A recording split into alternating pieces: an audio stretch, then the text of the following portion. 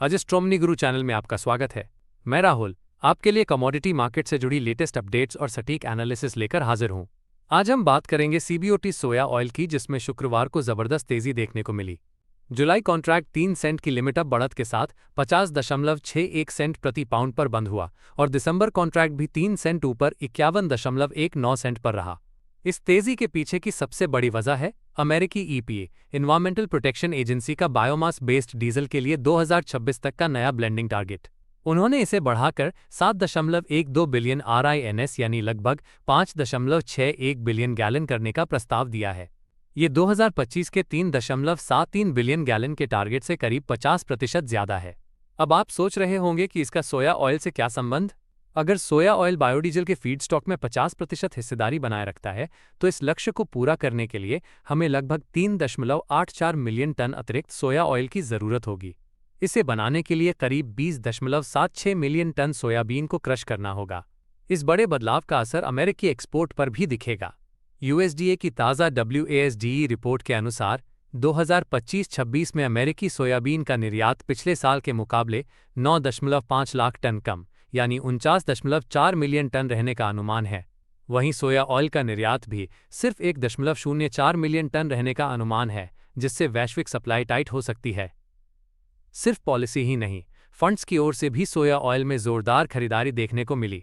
शुक्रवार को अनुमानित 22,500 सोया ऑयल कॉन्ट्रैक्ट्स की नेट खरीदारी हुई, जो हाल की सबसे बड़ी दैनिक बढ़त में से एक है।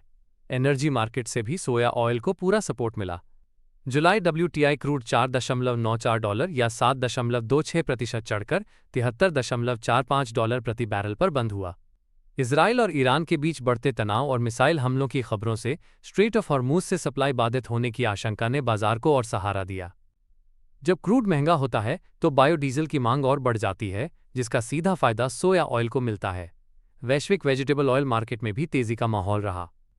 DCE सोया ऑयल और मलेशियन पाम ऑयल वायदा भले ही ईपे की घोषणा से पहले बंद हो चुके थे, लेकिन ऊंचे क्रूड और तकनीकी खरीदारी से इन बाजारों में मजबूती दिखी। बरसा मलेशिया पर अगस्त CPO कॉन्ट्रैक्ट 82 रिंगित चढ़कर 3,921 मलेशियन रिंगित प्रति टन पर बंद हुआ।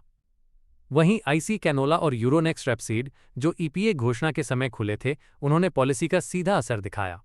कैनोला में सूखे की आशंका और बायोडीजल मांग से तेजी रही, जबकि रेपसीड को टाइट सप्लाई और एनर्जी मार्केट से समर्थन मिला। तो दोस्तों, अब जब CBOT सोया ऑयल के सभी कॉन्ट्रैक्ट्स 50 सेंट से ऊपर ट्रेड कर रहे हैं, बाजार साफ तौर पर एक संरचनात्मक तेजी के दौर में प्रवेश कर चुका है। अमेरिकी बायोडीजल पॉलिसी और सप्लाई की टाइटनेस इसे और मजबूत कर रही है। अग्रिम एनालिसिस के लिए संपर्क करें। नंबर स्क्रीन व डिस्क्रिप्शन पर उपलब्ध हैं। ये थी आज की कमोडिटी मार्केट से जुड़ी अहम जानकारी। ऐसी ही और एनालिसिस के लिए हमारे चैनल एस्ट्रोनॉमी गुरु को सब्सक्राइब करना न भूलें। मिलते हैं अगले वीडियो में। सोनाक्षी की रसोई में आज की स्पेशल गेस्ट है मौसमी चैटर्जी जी। ये जी नहीं, मौसमी आंटी। ओके आंटी मौसमी, तो आज आप क्या बनाएंगी? मैं क्यों बनाऊं? मैं तो गेस्ट हूँ, आप बनाओ, हम खाएंगे। एक्टिंग में तो हिट हो, अब खाना बनाओ सुपर हिट। ठाट से बनाऊंगी खाना, है ना द बेस्ट एवरीडे मसाला। आओ बनाते हैं मसालेदार छोले। हर रोज के करी में एवरीडे मसाले, शाही बिरयानी में स्वाद का जायका। पटल पोस्तो और सर्षे इलिश भापा।